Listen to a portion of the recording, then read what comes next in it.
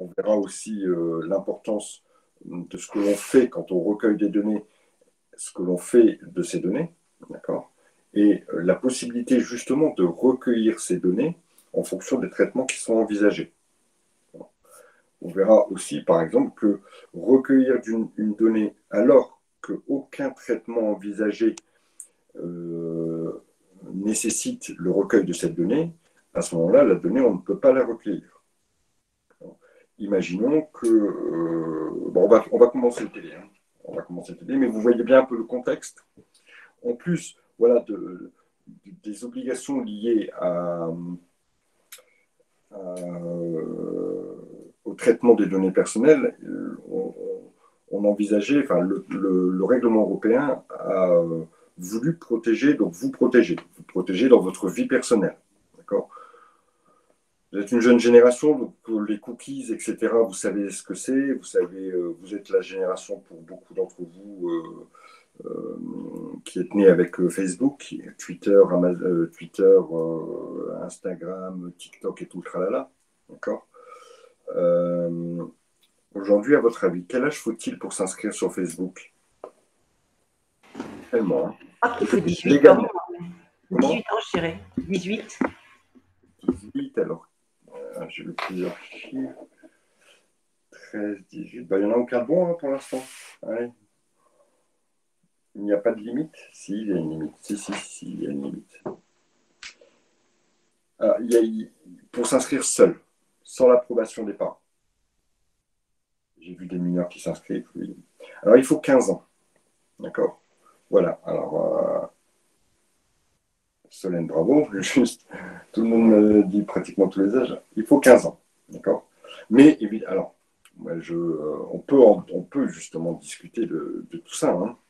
Alors, pour vous donner le contexte un petit peu, le règlement européen impose donc, ce qu'on appelle la majorité numérique, a dit, voilà, en Europe, la majorité numérique, donc, qui permet notamment l'inscription sur tous ces réseaux sociaux, ça sera 16 ans.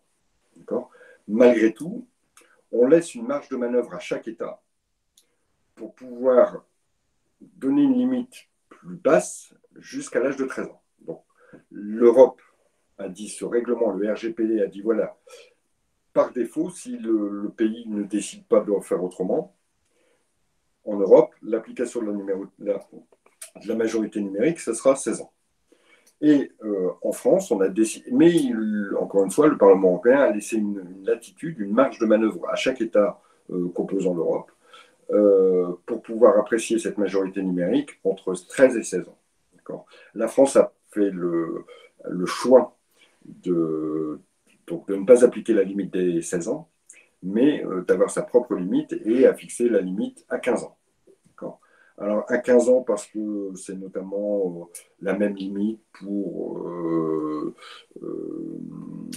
un certain nombre de choses en matière de consentement sexuel, par exemple, etc. etc. Après 15 ans, le consentement est présumé, okay, pas avant 15 ans. Donc, pour les réseaux sociaux, aujourd'hui, pour s'inscrire officiellement, je dis bien officiellement, on va voir dans la pratique ce que ça donne, officiellement, c'est 15 ans. Donc, les différentes plateformes ont l'obligation de mettre en place un système qui leur permet de vérifier si la personne qui désire s'inscrire a 15 ans. Maintenant, vous savez tous, et justement en préparant ce cours, je lisais un article que, je crois que je l'ai encore justement sur cette problématique,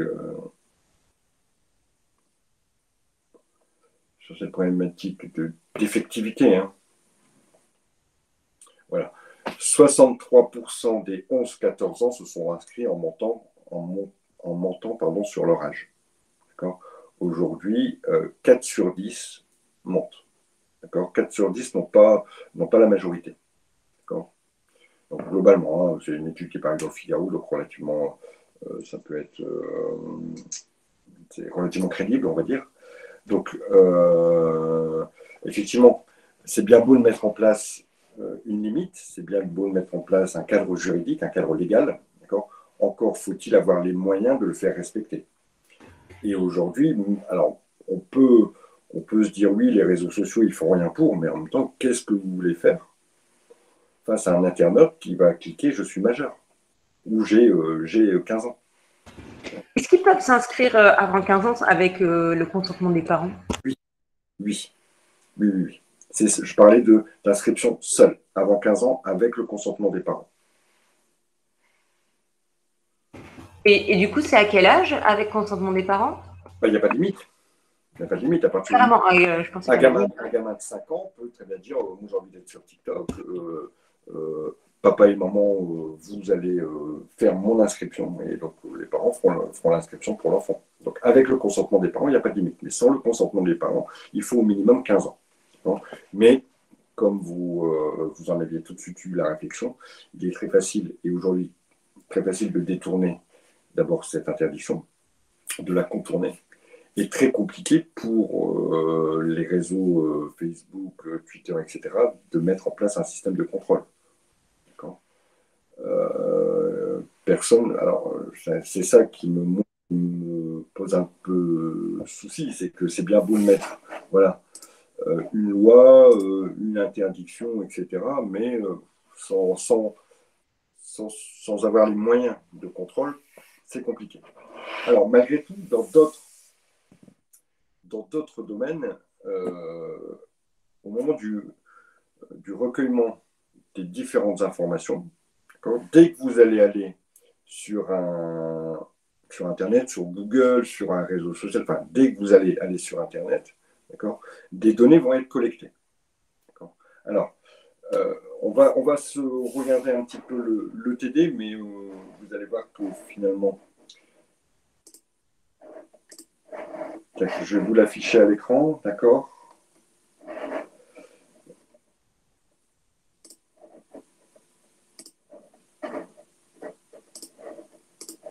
On va regarder ces questions ensemble et puis on va y répondre ensemble.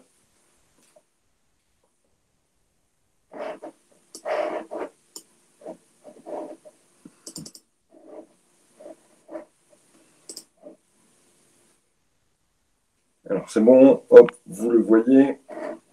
Donc le premier article hein, ou extrait qu'on vous demande de commenter, c'est un article qui a été fait donc, par Google, donc c'est par la plateforme évidemment, et qui nous explique qu'effectivement Google recueille un certain nombre d'informations, mais que vous avez tout à fait la possibilité de gérer le flux d'informations que vous transmettez et éventuellement de pouvoir refuser que des informations soient collectées. Alors d'abord, à votre avis, à chaque fois que vous allez faire une recherche, disons que demain vous décidez de partir en voyage, enfin vous avez tous eu l'expérience, hein, aujourd'hui c'est monnaie commune, vous faites des recherches et dès le lendemain, bah, bizarrement, vous avez des pages de pub, soit sur Facebook, soit directement dans votre boîte mail, hein, vous recevez des pubs qui ont une relation avec les recherches que vous avez faites. Comment ça se passe? Qu'est-ce que fait Google?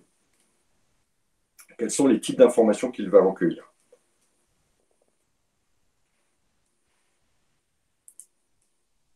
D'abord, il va recueillir votre adresse IP. Alors, les mots-clés. D'accord, mais ici, les mots-clés, ce ne sont pas des informations personnelles. On est d'accord? Quand vous tapez,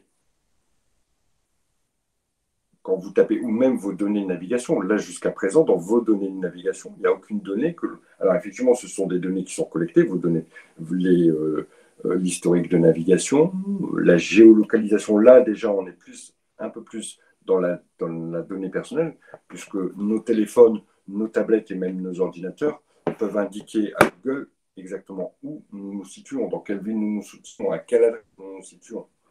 Donc, à partir du moment où là, quand vous me parlez si vous me parlez de données de géolocalisation, oui, là, c'est une donnée personnelle. Parce que si ça trace une adresse, une maison, d'accord, on sait que l'adresse postale est une donnée personnelle. Par contre, les mots-clés recherche voyage Tahiti, pas une donnée personnelle. Rien ne permet de vous identifier quand vous avez marqué recherche Tahiti. Quelles sont les autres données?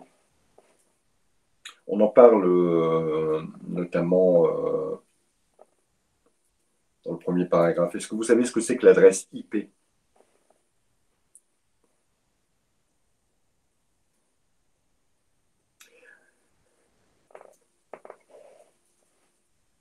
Voilà, c'est l'adresse. Voilà, c'est l'adresse du PC que vous avez utilisé. D'accord. Chaque PC a une adresse unique. D'accord. À partir du moment où l'adresse du PC peut être, voilà, l'identifiant de l'appareil, c'est à partir du moment où on peut dire telle recherche a été faite de tel appareil, que tel appareil appartient à telle personne, ça correspond à une donnée personnelle. Donc l'adresse IP est une donnée personnelle. Bien sûr, quand vous allez vous allez vous inscrire pour avoir des alertes ou des choses comme ça, dès que vous allez mettre votre adresse mail, c'est une adresse, c'est une donnée personnelle. La géolocalisation, souvent on se connecte sur un compte. Voilà, les données du compte sur Google. Aujourd'hui, pratiquement tout le monde a un compte Google avec un Drive, un machin, un mail, un Google Agenda, etc. Vous imaginez la tonne d'informations. Vous mettez tous vos rendez-vous. Donc les rendez-vous, on peut dire que c'est une donnée à caractère personnel, sauf si on marqué rendez-vous avec Toto, mais c'est lié donc à une adresse Gmail. Et donc, obligatoirement, ça permet de faire. Donc, toutes ces données sont transmises.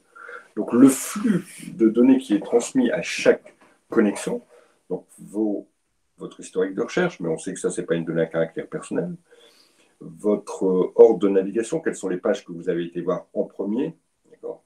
Est-ce que vous cliquez souvent sur des liens liés à des annonces publicitaires, votre adresse mail, votre adresse IP, votre géolocalisation, le temps de connexion, etc. Votre adresse peut-être mail, votre adresse Gmail, votre compte. Vous imaginez la tonne d'informations qui sont donc collectées et qui sont donc transmises chez Google via ce qu'on appelle les cookies. Voilà. Les cookies, c'est quoi? C'est des petits traceurs qui vont mémoriser justement toutes ces données et qui vont ensuite être transmises chez Google. Alors effectivement, on peut limiter ces données, on peut limiter la transmission de ces données, d'abord parce que Google vous demande d'accepter, mais la problématique, c'est qu'aujourd'hui, dès que vous allez sur un site Internet, vous avez toujours un message. Alors, soit le message est plus ou moins discret et il ne vous embête pas trop, ou soit le message est en plein milieu de l'écran et vous empêche de naviguer, et clairement, ça embête le monde. On ne prend même pas le temps de lire le message, et on dit tout de suite accepter. À partir de là, vous venez de dire voilà mes papiers. Voilà mes papiers, vous en faites ce que vous voulez. Donc, effectivement, on peut gérer tout ça, et Google vous le permet, d'accord, en gérant vos cookies, en disant voilà comment ils peuvent être transmis, mais quand on refuse sur beaucoup de sites, on ne peut pas accéder au site en question. A priori, non. C'est pas parce que vous ne pouvez pas. A priori, non. Et si on accepte. Ah oui, parce qu'ils veulent s'assurer que le visiteur accepte. Quand le visiteur accepte.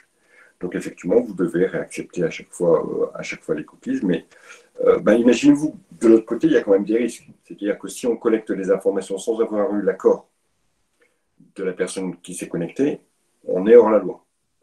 Donc à partir de là, boum, il vous demande à chaque fois d'accepter les cookies. Alors, vous, par rapport à ces informations qui sont collectées, d'accord? Alors là, on voit des informations qui sont collectées, mais pêle-mêle, quand on parle de données de navigation, d'identification, etc., il y a beaucoup d'informations qui sont collectées en gros. Mais après, vous pouvez avoir aussi votre banque collecte des informations. D'accord? Donc, vous avez d'abord votre numéro de compte, et puis, quand vous allez sur Internet, il y a quand même toute votre historique bancaire. Ensuite, votre banque peut connaître aussi votre situation fiscale, votre situation maritale, si vous avez des enfants, quels sont vos parents, est-ce que vous avez des biens, etc. Donc, la banque, votre banquier connaît énormément d'informations sur vous. D'accord? Vous, quels sont les droits que vous avez par rapport à ça?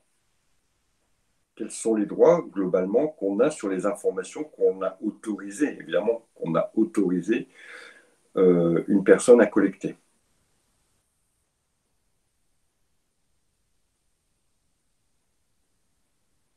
Ce qu'il faut ici, c'est retenir les 5 droits que vous avez, les 5 droits que l'utilisateur a. Alors, on va regarder un petit peu.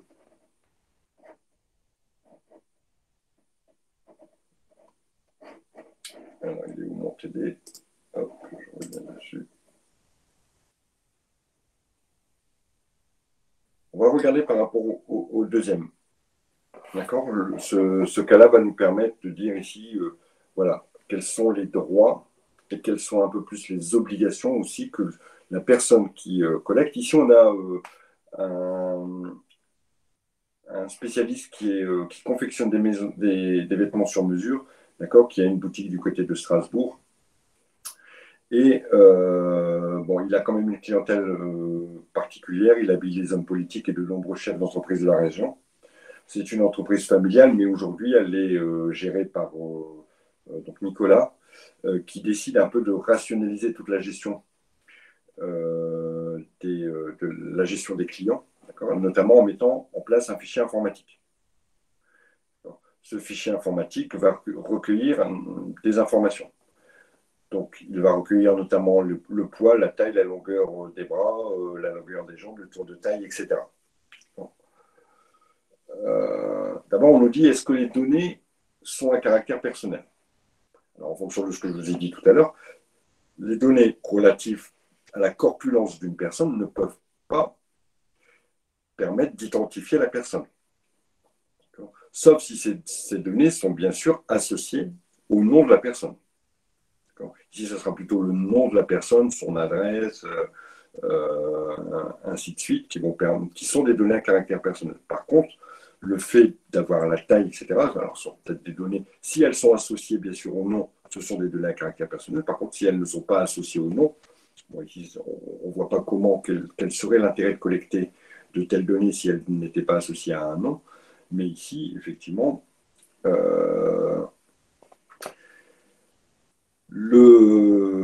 ces données-là, bon, donc associées à un nom, elles sont à caractère personnel. Non associées à un nom, elles n'ont pas de caractère personnel. Lui, il envisage de revendre ces données. Il envisage de revendre les données à un couturier londonien. C'est ici ce qu'on nous explique. On nous dit est-ce qu'il doit demander l'autorisation à son client de pouvoir revendre ces données? Dites-moi.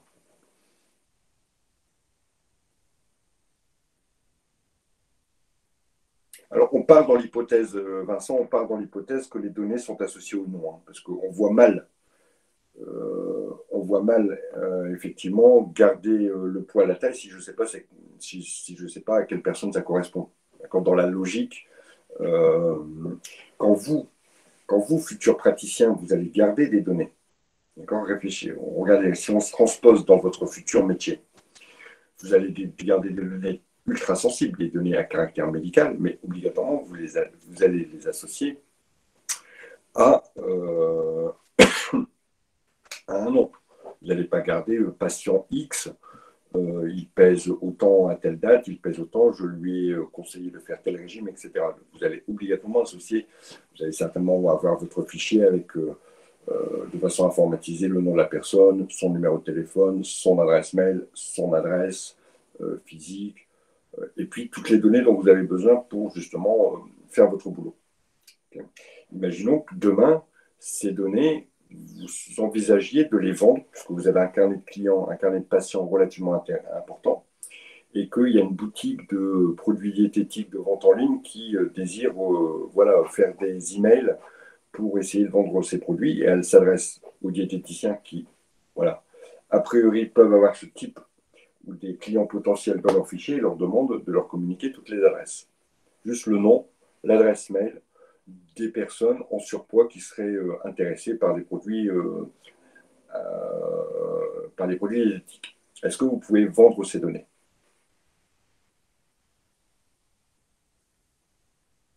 Allez-y. Alors, certains disent non. Lorraine, en bonne étudiante, nous dit, elle lève la main. Je vous écoute, Lorraine.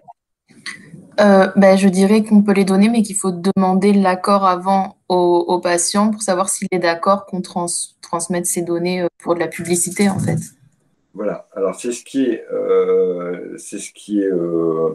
effectivement le cas. Vous avez remarqué, vous, des fois, quand vous vous inscrivez ou quand vous faites, je sais pas moi, vous allez acheter en ligne un bouquin, d'accord? Hop, il y a un super bouquin qui est sorti, vous allez sur un site, alors pas forcément Amazon, hein, mais vous allez sur un site, évidemment, vous allez vous inscrire. Ces données elles vont certainement être gardées par le site, d'accord? Et puis en dessous, vous allez cocher, bah, j'ai bien pris, et puis je, je souhaite recevoir aussi les offres de tel éditeur. Bah, vous venez de donner votre autorisation pour que vos données soient transmises à tel éditeur. D'accord? Donc, il faudra absolument recueillir le consentement du client quant à la collecte et quant à l'utilisation future que vous allez faire de ces données. Ce qui veut dire que vous, dans votre pratique, dans votre pratique future, si ces données sont conservées, si ces données sont conservées, il faudra demander absolument à vos patients de vous autoriser à conserver ces données. De leur indiquer d'abord que vous gardez des données, d'accord? Dans la procédure, c'est comme ça. Vous devez leur indiquer que les données, vous allez les conserver, d'accord? Leur indiquer évidemment qu'elles sont conservées à titre thérapeutique, obligatoirement. Que vous envisagez de les vendre ou pas, que vous n'envisagez pas. Alors, je pense que vous allez plutôt partir sur vos données, je les conserve, d'accord, et elles ne seront visibles que par moi-même. Bon. Est-ce que vous m'autorisez donc à garder vos données, monsieur? Donc la personne cochera oui, puisque clairement vous en avez besoin. Et à partir de là, vous serez dans le cadre. Si vous vous avisez à avoir un traitement des données, c'est-à-dire une vente par exemple, qui n'est pas autorisé par le client, là, vous serez hors la loi. Et là, vous risquez une forte amende. Alors, le cachet méchant, que risque-t-il s'il ne remplit pas? Donc, il devra demander l'autorisation à chacun des clients, évidemment. Et bien sûr, il risque une forte amende en cas s'il ne remplit pas l'obligation. Donc, information. C'est le premier droit de la personne qui laisse des données. Elle a le droit d'être informée que ces données seront conservées. Enfin, elle n'a pas le droit. Elle doit être informée que ces données sont conservées. Ça, c'est le premier point. D'un côté, c'est un droit, de l'autre côté, c'est une obligation. Pour celui dont les données sont conservées, c'est un droit. Pour celui qui garde les données, c'est une obligation. Alors, la question suivante.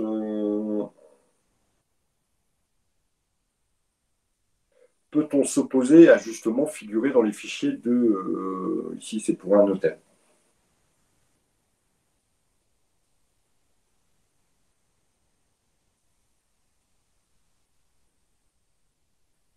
Alors, encore une fois, là, c'est un droit pour le citoyen lambda. Hein. Vous avez tout à fait le droit de refuser à ce que vos données soient conservées par la personne à qui vous vous adressez ou par, ici, c'est un hôtel, ou vous, plus tard, dans votre pratique, votre patient pourra tout à fait vous interdire ou refuser à ce que vous conserviez ces données. Ce sera à vous à justifier en premier lieu, hein, d'une façon très pérenne, monsieur, je garde vos données uniquement pour la bonne pratique du boulot. D'accord? Vos données, elles sont visibles que par moi-même et elles ne seront jamais revendues. Elles ne serviront jamais à aucun traitement commercial. Malgré tout, si la personne refuse, elle est tout à fait en droit de refuser. À partir de là, vous, soit vous refusez le patient, parce que sans données, vous ne pouvez pas travailler. D'accord? Ou soit vous travaillez sans données. Mais ça va être, à mon avis, un peu compliqué pour avoir une fiche de suivi, par exemple, de perte de poids ou de prise de poids pour une personne.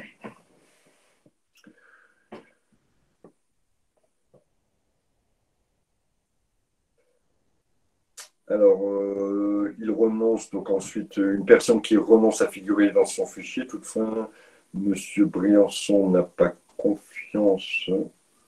Comment peut-il vérifier que Nicolas respecte sa parole? Alors, est-ce qu'il y a un droit à vérification? Bon, alors, il n'y a pas vraiment. C'est un peu bizarre cette question. Peut-il vérifier? Il ne va pas aller voir dans les fichiers, je comprends trop un peu ce qu'on cherche à vous dire. Ici. Dans tous les cas, quels sont les droits de la personne. Vous devez retenir. Droit à l'oubli. Si on parlait de Facebook, si vous leur écrivez et que vous demandez à ce que toutes vos données disparaissent, ils ont l'obligation de faire disparaître toutes vos données. De leur fichier, donc obligatoirement du réseau. Si un jour, vous recevez, parce que imaginons que vous, si on veut regarder votre pratique, demain vous êtes installé et vous avez un patient que vous avez traité, dont vous conservez les données parce que c'est légitime de conserver les données pendant un certain temps. Si ce patient vous dit bonjour monsieur, bonjour madame ou bonjour mademoiselle, je désire ne plus figurer dans vos fichiers, donc, vous avez l'obligation de détruire toutes ces données. Si le patient devait s'apercevoir que vous n'avez pas détruit ces données, vous risquez évidemment à ce que votre responsabilité civile soit engagée. Donc, droit à l'oubli. Si un gène se fait remplacer ou vend sa patiente, oui, ben alors il faudra recueillir obligatoirement. D'accord. Si vous cédez votre patientèle, vous devrez informer vos clients du fait que leurs données seront transmises à votre successeur et donc recueillir obligatoirement leur consentement. Si la personne refuse, ben, il faudra détruire ces données. D'accord? Donc, on avait dit droit à l'oubli. Alors, je vais regarder vos questions au fur et à mesure.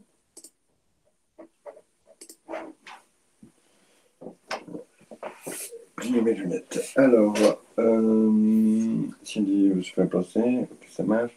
Alors, il peut demander le droit d'accès à ces données pour vérifier. Oui, voilà. D'accord. La personne a un droit d'accès à ces données. Un droit d'accès qui lui permet de vérifier quelles sont les données qui sont conservées.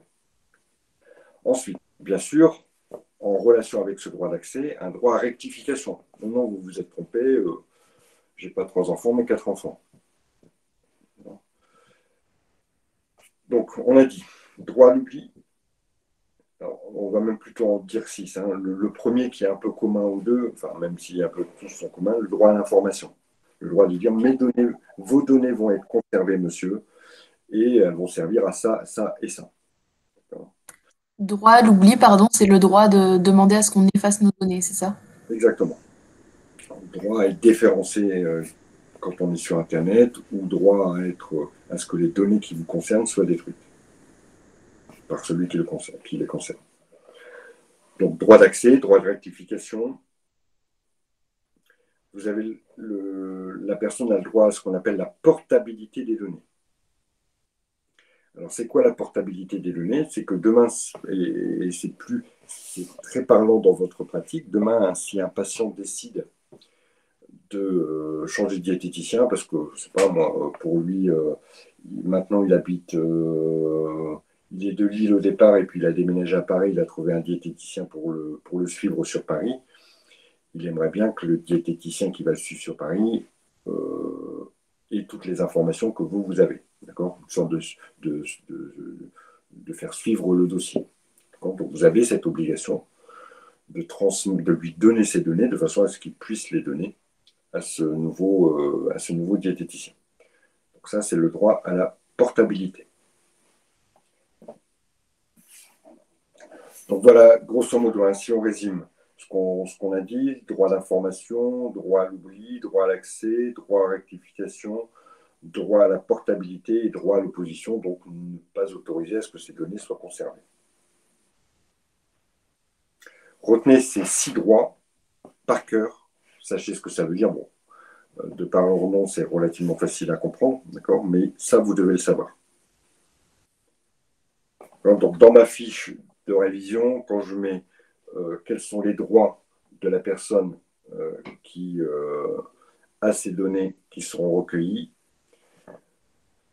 droit à l'information, je répète, droit à l'information, droit à l'oubli, droit à la rectification, droit d'accès, droit au refus, donc à l'opposition, et droit à la portabilité. Ça marche pour tout le monde. Chaque droit de la personne est bien compris.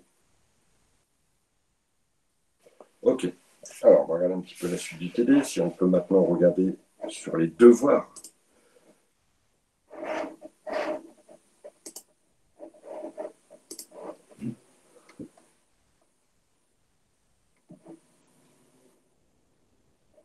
Alors, regardons un peu ce qui se passe là. Je vais agrandir un peu tout ça.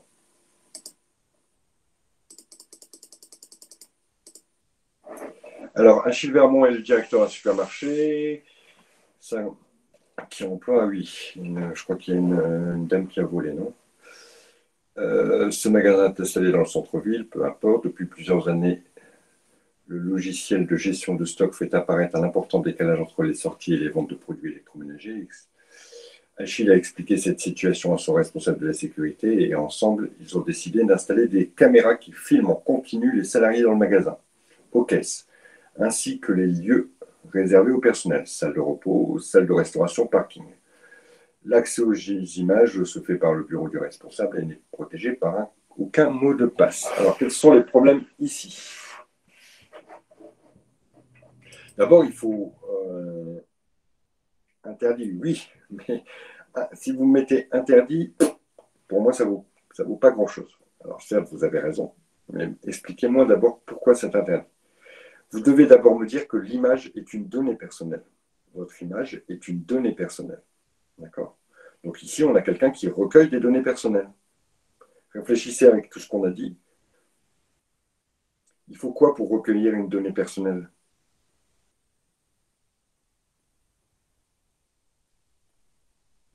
Un accord, un consentement. Le sentiment de tous.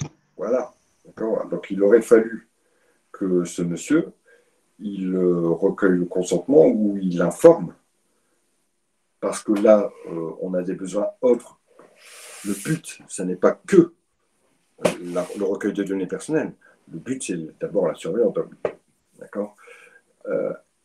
Et qu'ici, il faut au moins informer la personne qu'elle va être filmée. C'est ce que vous voyez de toute façon. Hein.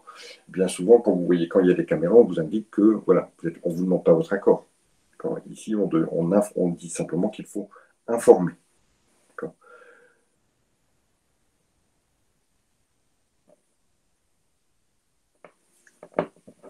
Je dirais qu'informer une personne à son insu, c'est illégal.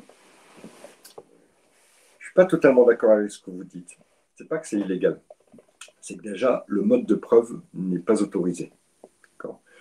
Imaginons que vous ayez installé des caméras sur le trottoir, d'accord, de votre maison, vous filmez le trottoir, okay, ce qui donne accès à votre maison, okay, de façon à ce que quand quelqu'un sonne chez vous, vous regardez à la caméra, vous êtes à l'extérieur, donc sur un domaine public et non plus sur un domaine privé. Vous êtes sur l'extérieur et votre caméra filme, ça permet de voir. Puis vous garez votre voiture devant, comme ça permet de surveiller votre voiture aussi.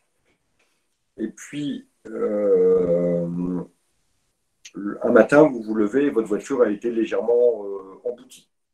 Super, vous avez les caméras qui filment.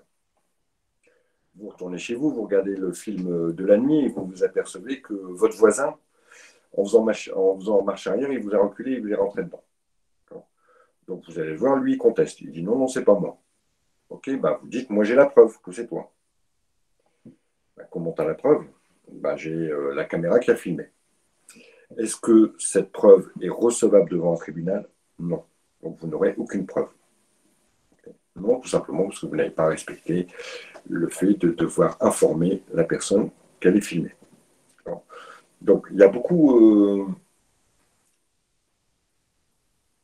J'en discutais la fois dernière avec un ami. Il a installé chez lui une sonnette à l'extérieur de la maison, donc devant une grille, qui, quand vous sonnez, voilà, il y a une caméra. D'accord? Mais le truc aussi, c'est qu'il peut allumer la caméra et voir les gens qui passent devant chez lui. Mais si quelque chose devait se passer, on ne pourrait pas se servir de cette preuve, enfin de ce film, de ce qu'il a filmé, d'accord, comme mode de preuve. Donc c'est un peu le cas ici, c'est que Monsieur Tartampion, déjà, il y a un problème de respect de la vie privée, etc. Ça, c'est un problème, souci. Et deuxième problème, c'est que même si il devait, parce qu'on sait qu'il est dans les salles de repos, etc., donc c'est moyen, ça. Et même s'il devait choper quelqu'un en train de voler, impossible de pouvoir, grâce au film, aller au tribunal et dire, bon voilà, vous m'avez volé, etc., etc. Donc il y a quand même ici, effectivement, un mode de preuve qui a été obtenu de façon déloyale. Alors je vais lire les quelques petits commentaires que vous m'avez indiqués.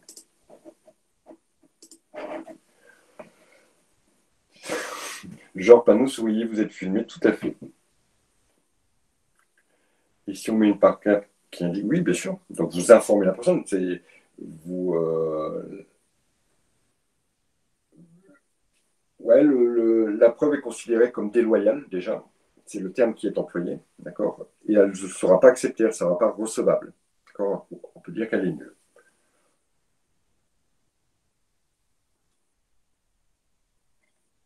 Alors, pour un cambriolage, ça marche pareil, oui. Alors, c'est différent quand vous êtes à l'intérieur de la maison. Puisque là, vous êtes dans un espace privé et rien ne vous empêche de filmer votre maison. Il n'y a aucun problème pour filmer votre maison. C'est vrai qu'en matière pénale, il y a quelques dispositions particulières concernant ce type de mode de preuve.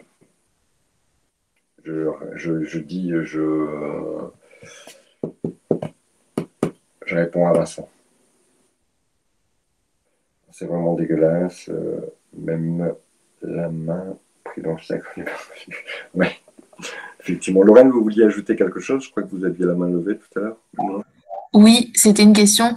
Parce que quelqu'un a posé la question, mais j'ai pas entendu la réponse par rapport aux centres commerciaux. Par exemple, quelqu'un qui vole dans un magasin et le gérant du magasin lui dit: je t'ai vu sur ma caméra, t'as volé, je peux le prouver. Pour le coup, il peut vraiment le prouver ou c'est pareil, la preuve est pas.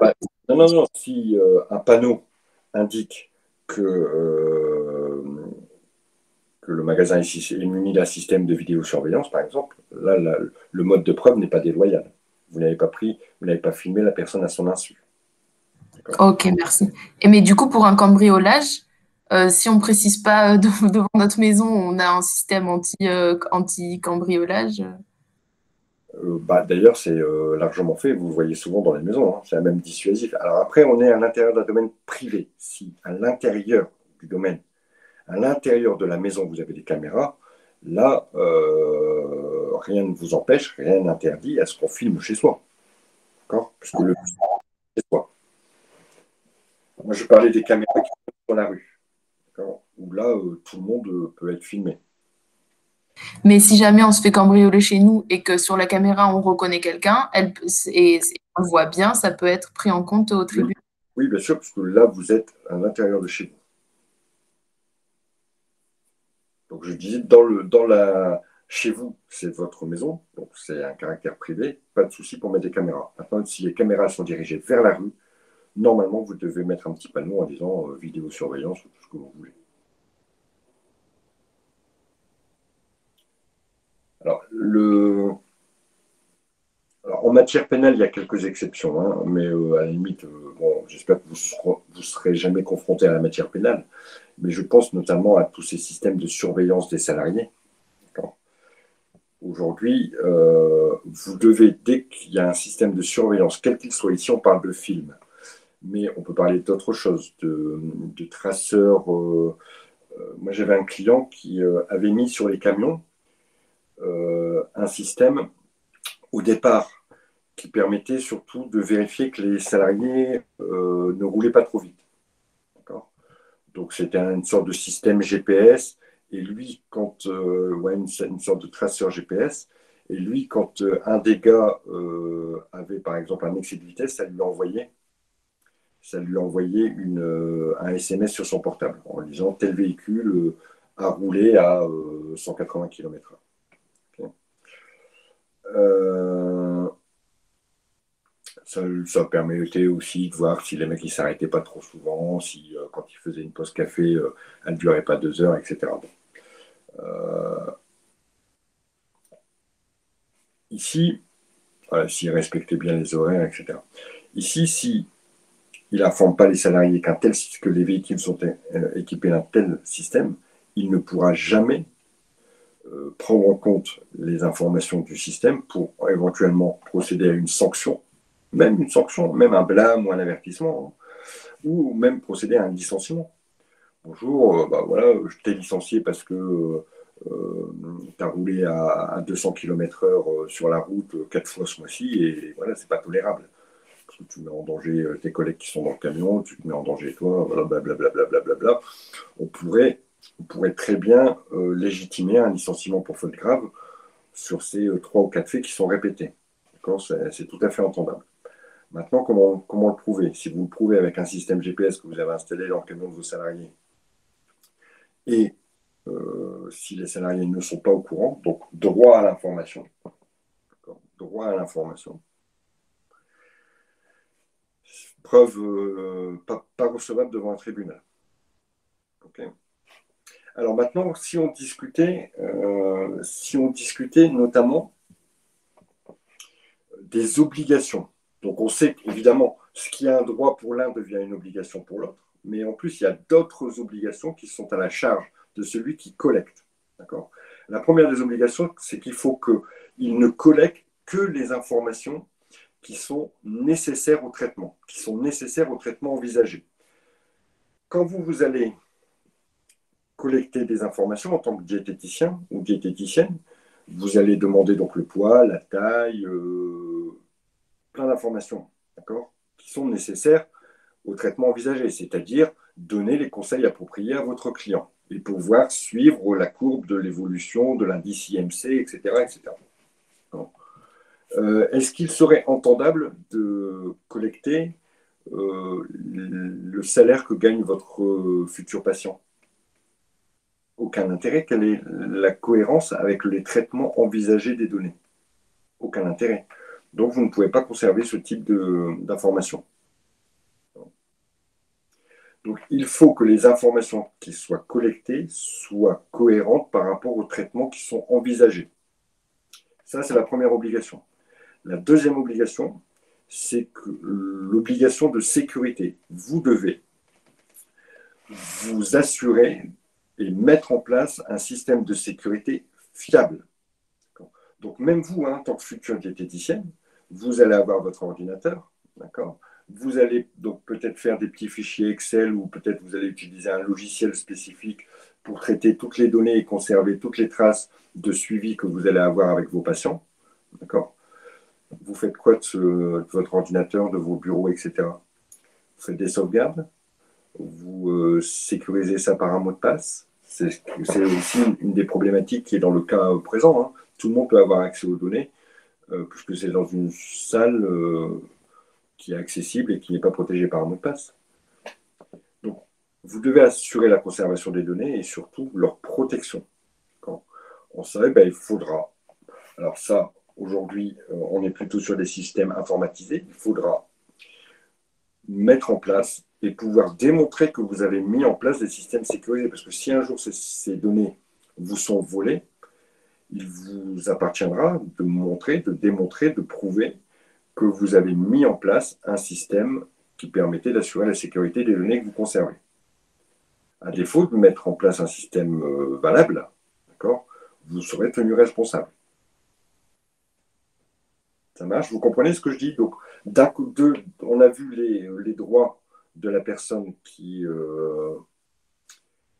donne ces données, d'accord? Maintenant, quelles sont les obligations de celui qui recueille les données? D'abord, obligation de ne recueillir que les données nécessaires au traitement envisagé. Deuxième obligation, assurer la sécurité et la sauvegarde des données. D'accord? Allez-y, Aude. Oui, juste pour le système de sécurité, justement, on peut se fabriquer nos propres sécurités ou on est obligé d'acheter un système de sécurité professionnel? Aujourd'hui, vous n'êtes pas obligé d'acheter un système de sécurité ou de passer par une boîte. Si vous êtes suffisamment calé en informatique ou si vous mettez un système, je ne sais pas, moi j'avais bossé une fois dans une boîte, ils avaient des racks, c'est-à-dire que le disque dur, on l'enlevait. C'était juste un truc qui s'emboîtait D'accord? Et donc, le mec repartait tous les soirs avec les données. Bon, bah, on peut. Et revenu chez lui, il le mettait dans un coffre. Par exemple, j'en sais rien, mais il pouvait le mettre dans un coffre. On peut dire qu'il a quand même mis en place un système qui est relativement fiable. D'accord. D'accord? Donc, il n'y a pas d'obligation, mais il faudra montrer que vous, par vous-même, ou en étant passé par un prestataire, vous avez mis en place toutes les sécurités nécessaires. D'autres questions? Non? Alors, on va en terminer là, on continuera, je sais plus, je crois que c'est demain qu'on se voit, on terminera donc ce thème, d'accord? On discutera. Donc, en résumé, les six droits du consommateur, enfin, allez, on va l'appeler le consommateur, d'accord? Celui qui est derrière l'écran, d'accord? Et les 6 droits, information, droit à la rectification, droit à l'oubli, droit. Alors, j'ai dit quoi? Rectification, oui, portabilité, droit d'opposition, et j'ai plus, mais enfin, on les a dit, hein, et vous les retrouvez dans votre cours, de toute façon. Ça, il faut le savoir, impératif. D'accord? Et ensuite, on était de l'autre côté, maintenant, les droits, les obligations de celui qui collecte les informations, obligation de collecter que des données qui sont nécessaires au traitement envisagé. Deuxième obligation de sécurité. D'accord? Et on continuera demain sur les autres. Aude, une question encore ou c'était juste pour me faire Non, saluer? non, j'ai oublié de baisser la main. Mais bonne soirée. Ok, ça marche. Maëva, question? Non? Pas question? Bon, ok. Allez, on continue tout ça demain. Alors, Vincent, droit à l'oubli, portabilité, information, rectification, accès, opposition. Exactement, c'est ça. À demain tout le monde. Ciao.